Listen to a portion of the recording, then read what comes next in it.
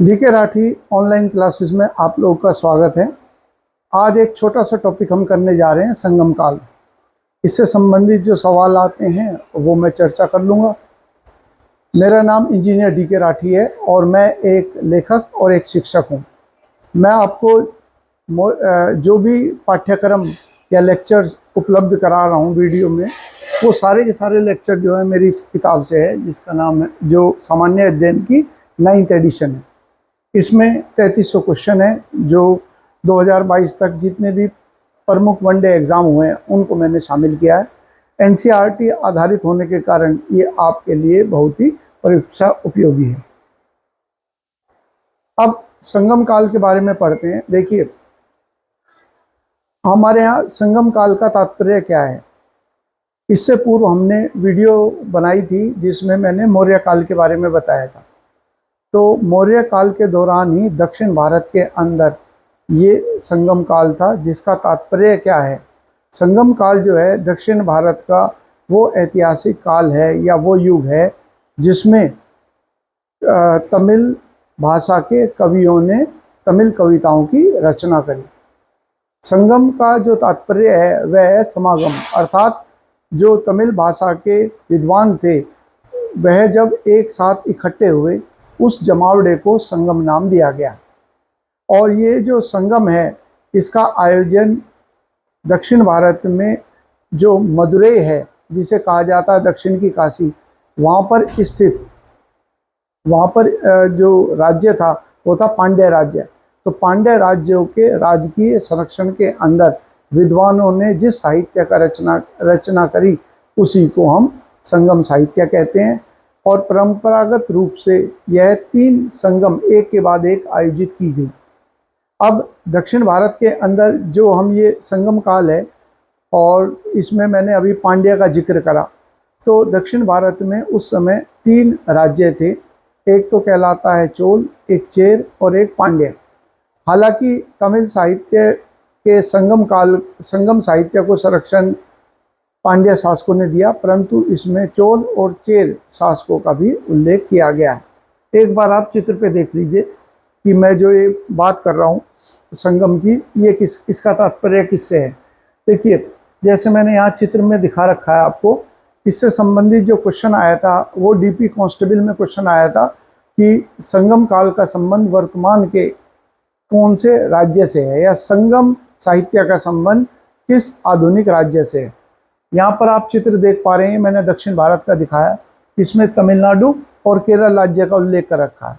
अब ये जो 3 राज्य थे या 3 शासक थे, वह चोल, इधर की तरफ जो तमिलनाडु में उत्तर का भाग था, इसमें तो चोल वंश के शासक थे।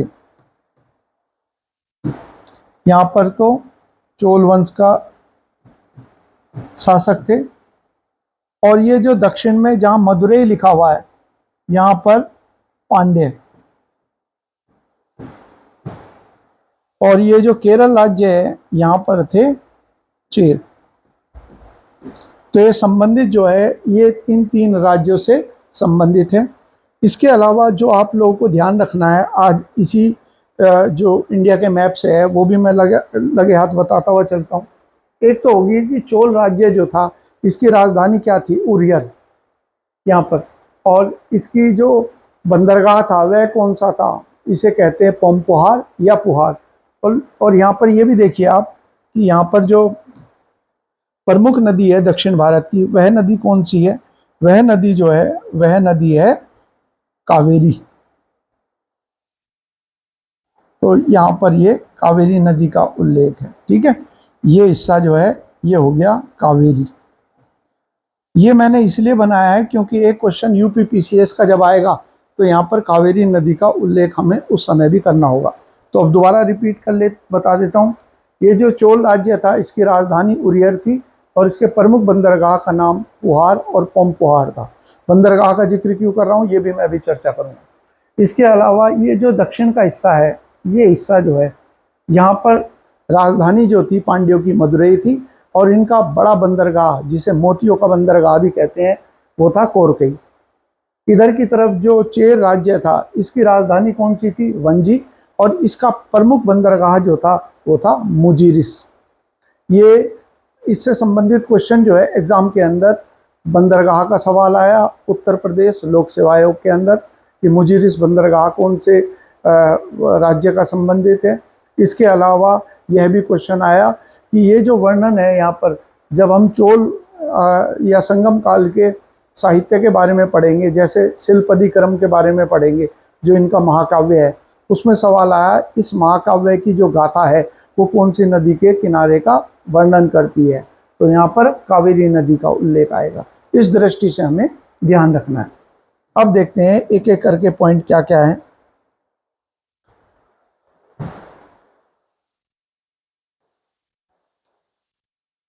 तो जैसे मैंने कहा दक्षिण भारत के अंदर जो अशोक के समकालीन है, और ये कैसे पता चला, अशोक के जो प्रमुख अभिलेख है जिसमें दूसरा अभिलेख और 13वां अभिलेख है, उसके अंदर उसने उन राज्यों का जिक्र करा है जो उसके मित्रवत थे, जिसमें विदेशी राज्यों का उल्लेख भी किया गया 13वें में, और उसी के अंदर दक्षिण के इन 3 राज्यों का उल्लेख भी किया गया है जो चोल, चेर और पांड्य के नाम से जाने जाते थे। तीनों राज्यों का उल्लेख किया गया, और साथ ही जैसे मैंने परिभाषा दे दी, तमिल भाषा की प्राचीनतम रचनाओं को संगम साहित्य कहा जाता है। तो इस दृष्टि से महत्वपूर्ण हो गया, क्योंकि तमिल को भारत में शास्त्रीय भाषा का दर्जा भी प्राप्त है। तो देश की जो प्रमुख और प्राचीनतम भाषाएं हैं उनमें से एक जो है तमिल है, और इसका प्राचीनतम साहित्य कौन सा है, ये संगम साहित्य है। इसकी रचना लगभग 2300 साल पहले की गई थी। अब इसके बारे में मैं आपको लगे हाथ बता दूं कि इसका जो संगम साहित्य है, संगम साहित्य का जो समय काल है लेखन का, वो आप मोटे तौर पे कह सकते हो 300 ईसा पूर्व से लेकर और 300 ईस्वी तक का जो समय है। और हम एक पॉइंट और मेमोराइज कर लें, याद रख लें, ताकि हमें आगे जब हम इतिहास को पढ़ें तो समस्याएं ना आए। तो आप मोटे तौर पे समझ लीजिए ये समय कौन सा है, चंद्रगुप्त मौर्य। हालांकि 321 ईसा पूर्व पढ़ते हैं, लेकिन मेमोराइज करने के लिए ये हो गया चंद्रगुप्त मौर्य। इसके बाद 319 में कौन आया, गुप्त सम्राट, जिसका नाम है चंद्रगुप्त प्रथम। ठीक है, जब हम चंद्रगुप्त मौर्य और चंद्रगुप्त भी पढ़ते हैं तब भी कंफ्यूजन होता है। ऐसी चीजों को दूर करने के लिए जरूरी है हम कोई सूत्र बनाते हुए उन्हें मेमोराइज कर लें। तो जैसे मैंने कहा संगम काल की जब लेखन की शुरुआत है उस समय पर उत्तर भारत में शासन जो है मौर्यों का है, और जब ये साहित्य की रचना समाप्त हुई, क्योंकि हमने कहा ये परंपरागत रूप से 3 बैठकों का आयोजन किया गया, 3 सम्मेलन जिनको 3 संगम कहते हैं, उस दौरान इनका संकलन किया गया था। अब यहां पर एक तो ये पॉइंट हो गया। अब इसके बाद अगला बिंदु है हमारा, जिन चीजों का मैंने जिक्र किया था कि कुछ चीजें जो हैं परीक्षाओं के अंदर पूछी जाती हैं, जैसे राजधानी का उल्लेख कर रखा है इसमें।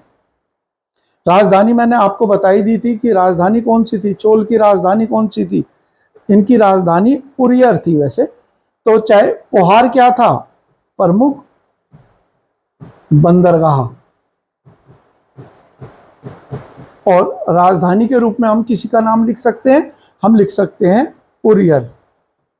ये आप लोग यहां पर नोट डाउन, बुक के अंदर नोट डाउन करते रहिए। इसके अलावा चेर की राजधानी कौन सी थी, वांजी, और इनका प्रमुख बंदरगाह कौन सा था, मोजरिस, मैंने वहां पर लिखवाया था। पांड्यों की राजधानी कौन सी थी, मदुरै, प्रमुख बंदरगाह कौन सा था, ध्यान कीजिए कोरकई।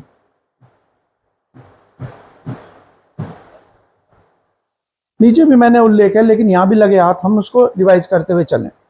अगला जो पॉइंट है इसके अंदर वो आ गया कि ये जो 3 बैठकें थी, इनके समय काल का कोई सवाल एग्जामों में नहीं आता, लेकिन ये जरूर ध्यान रखिए कि जो ये 3 बैठकें थी उस समय पर इनमें से पहली 2 जो बैठक थी, जो प्रथम और द्वितीय संगम था, उसकी अध्यक्षता किसने करी थी, अगस्त्य ऋषि ने इसकी बैठक की अध्यक्षता करी थी। अब इससे संबंधित क्वेश्चन देख लीजिए।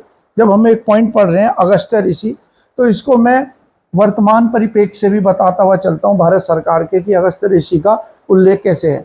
और इसके अलावा आप कई हिंदी फिल्मों में देखते होंगे दक्षिण भारत के अंदर खास तौर से केरल के अंदर एक मार्शल आर्ट है जिसको संबंधित नाम लिखते हैं कलरीप यट्टू के नाम से, जिसमें वो तलवार चलानी सिखाते हैं।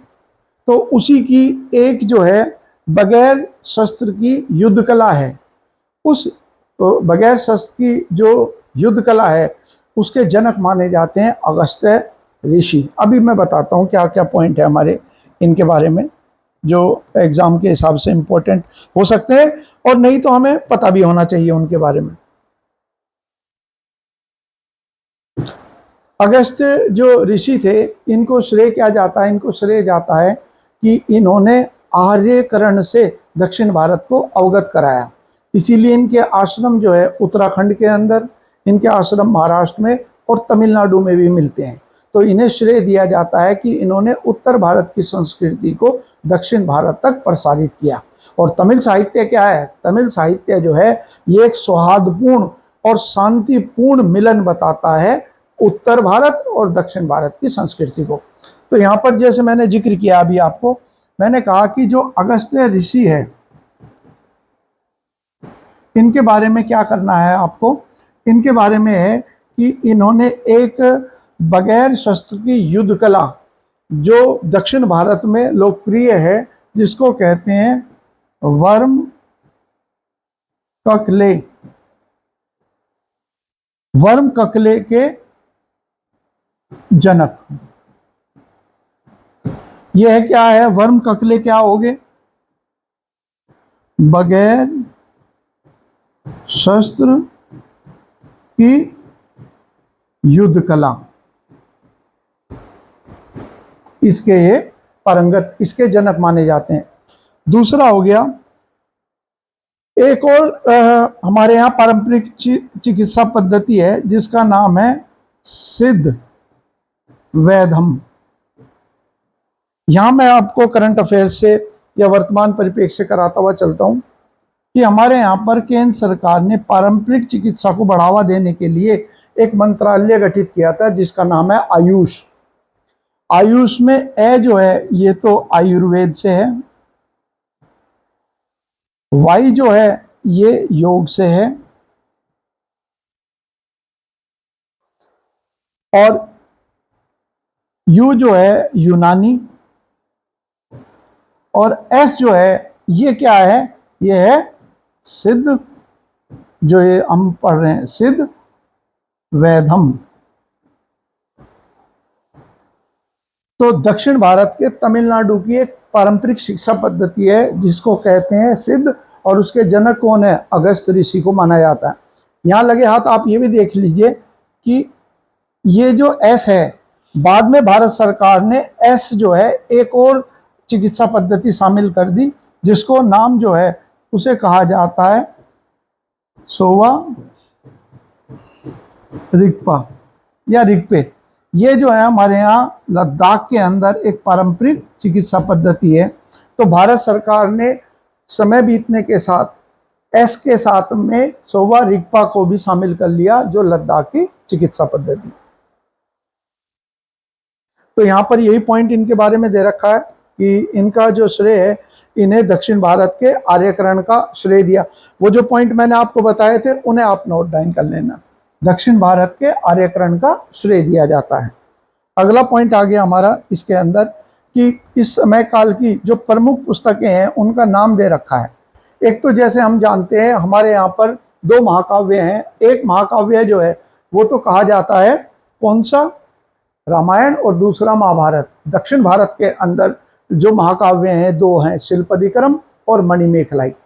अब शिल्पदिक्रम जो है इसके लेखक कौन है याद कर लीजिए, मणिमेखलाई के लेखक कौन है, सतनार, इनके बारे में याद कर लीजिए। और इसके अलावा एक और किताब का नाम दे रखा है यहाँ पर जो तोल का पीएम है, फिर तोल कणियार के द्वारा इनकी रचना की गई। अब ये जो क्वेश्चन है जैसे यहाँ पर शिल्पदिक्रम का बारे में दे रखा है, तो ऐसा है कि जो चोल राज्य का प्रमुख बंदरगाह था पुहार, वह उसी को आधारित लेकर, और वो किसके किनारे स्थित है, कावेरी नदी, जो यूपीपीसीएस में आया। और वहां पर एक प्रमुख व्यापारी था कोवलन, और वहां की एक नर्तकी थी माधवी। उसके भी मध्य प्रेम संबंधों पर आधारित है शिल्पदिक्रम। अब यहाँ पर एक पॉइंट आप ध्यान रख लीजिए कि तमिल साहित्य के दो विषय हैं, एक तो प्रेम और एक युद्ध। क्योंकि ये जो दक्षिण भारत के अंदर चोल, चेर और पांड्य थे, ये लगातार एक दूसरे के साथ युद्ध में संघर्षशील थे। इसीलिए तमिल साहित्य की विषय के अंदर प्रेम और युद्ध दो ही विषय हैं जिनके ऊपर ये साहित्य की रचना की गई। तो उसमें प्रेम जो है ये कोवलन और माधवी का है। अब कोवलिन और माधवी के प्रेम संबंधों से उनकी एक बेटी का जन्म हुआ जिसका नाम था मणिमेखलाई। और मणिमेखलाई ने, जब ये जो पुस्तक है ये उल्लेखित करती है कि जब उसने बौद्ध धर्म अपनाया, उसका भी उल्लेख इसके अंदर मिलता है, या उस दौरान इसकी रचना करी गई। तो हमारा सवाल ये हो सकता है कि दो महाकाव्य दक्षिण भारत के कौन से हैं, या फिर ये क्वेश्चन आ सकता है जैसे मैंने कहा कि ये विषय कोवलन और माधवी का क्वेश्चन आया हुआ यूपीपीसीएस में, नदी का नाम भी एग्जाम के अंदर आया हुआ। इसके अलावा व्याकरण के ऊपर एक पुस्तक है जिसका नाम है तोलकाप्पियम, ये भी क्वेश्चन एग्जाम के अंदर आ सकता है। जैसे व्याकरण पर हम जो प्रमुख पुस्तक भारत में पढ़ते हैं वह कौन सा है, जो पाणिनि ने एक किताब लिखी है जिसको क्या कहते हैं, अष्टाध्यायी। तो ये प्रमुख तो है ही अष्टाध्यायी, लेकिन इसके अलावा आप दक्षिण भारत की इस किताब का नाम भी ध्यान रख लीजिएगा। इसके बाद जो है पश्चिमी तट के ऊपर जो प्रमुख बंदरगाह थे उनका उल्लेख, और मैं आपको करा ही चुका हूं इसके बारे में, है ना, चित्र के अंदर कर लिया। ये क्वेश्चन भी आया हुआ है कौन सा पश्चिम का बंदरगाह है यूपीपीसीएस के अंदर। तो यहाँ पर आप देखिए पश्चिमी तट के बंदरगाह कौन से हैं, तोंडी और मुजिरिस।